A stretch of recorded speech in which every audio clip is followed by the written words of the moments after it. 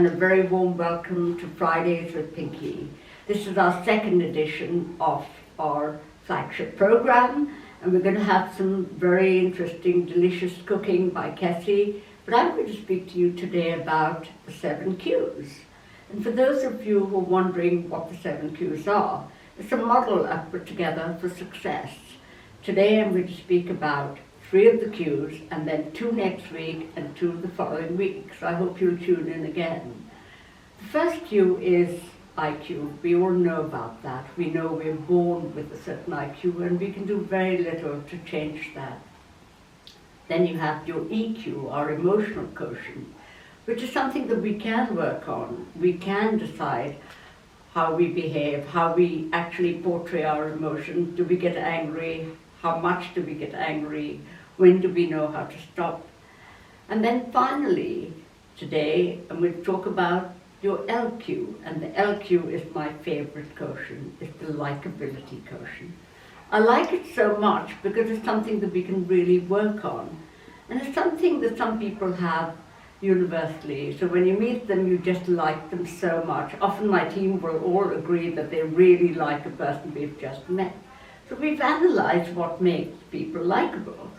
And I think what makes up likability is people who listen to you, who actually are warm, who are compassionate, who engage with you, who are present when you're talking to them.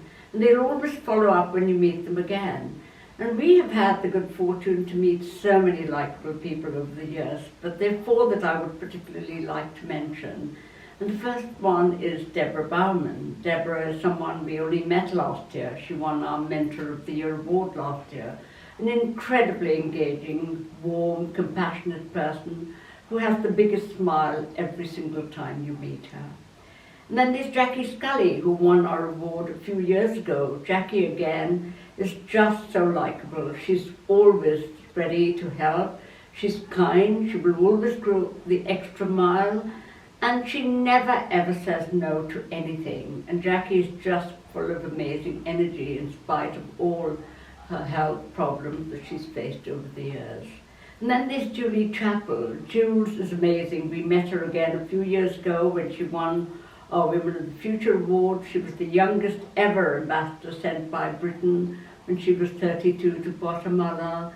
Jules is full of ideas and never says no again. And whatever you ask her for, she manages to get it to work. She's worked with us on our agenda for the last couple of years, and every single time I've gone and said, Jules, I want to do it this way, and how do we manage that? She will always come up with an answer. And she's full of amazing positive energy. And finally, we need a man in the picture too. And I've chosen Rupen Desai, who is based in Singapore. Rupen, again, is a person who will always come up with amazing ideas, who will always go the extra mile, who listen to you, and is also incredibly authentic. And that's also very important in terms of likability. You don't want somebody who will just say something because they think you want to hear it. So I hope you'll all think about the likability quotient and try to identify all the people who you really like and think of why you like them. And I hope you'll join us again next week.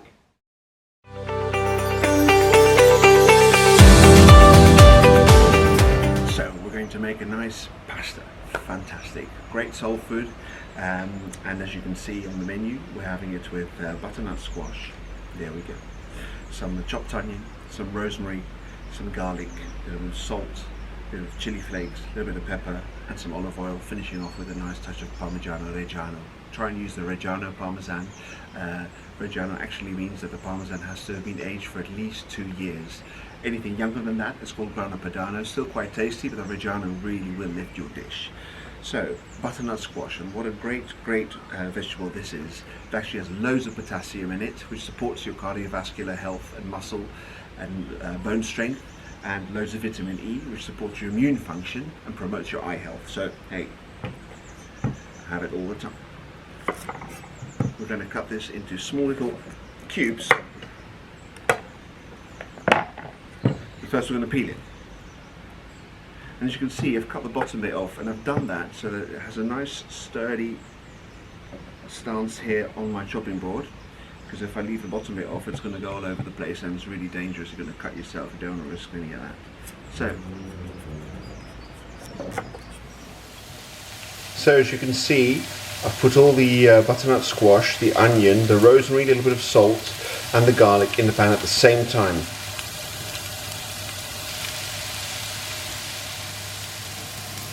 As you can see, the squash is nicely frying, getting a little bit brown here and there with the rosemary and the onions and the garlic and the chilli.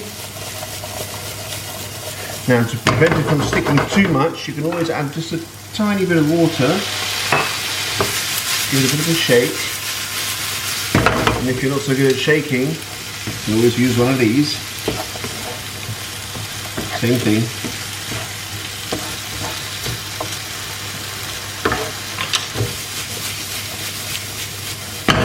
So we just want to fry this until they get soft. Not too soft, you still want a little bit of bite in there.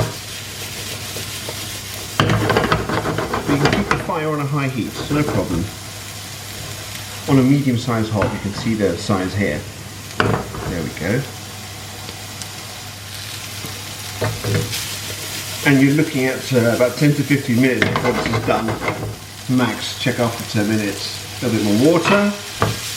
You can just do that as you go along. If you feel it's getting a little bit too sticky and you fear it might start burning a little bit, just add some water.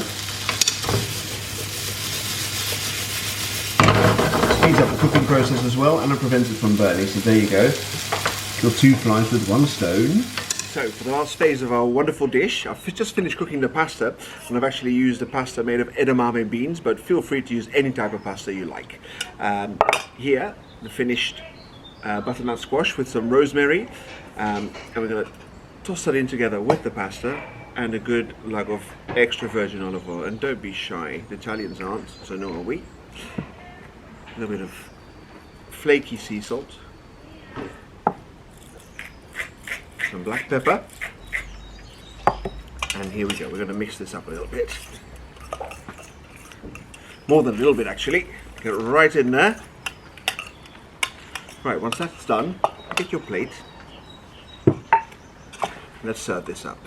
Now, a really nice way to serve up spaghetti is actually get a fork, stick it right in the spaghetti and twist it round, so you get a nice big chunk of spaghetti wrapped around your fork.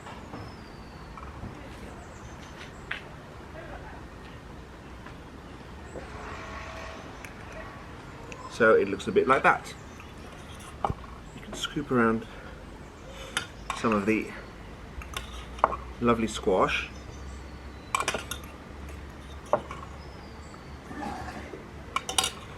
Clean our plate a little bit. And last but not least, the Reggiano. Oh. Goodbye.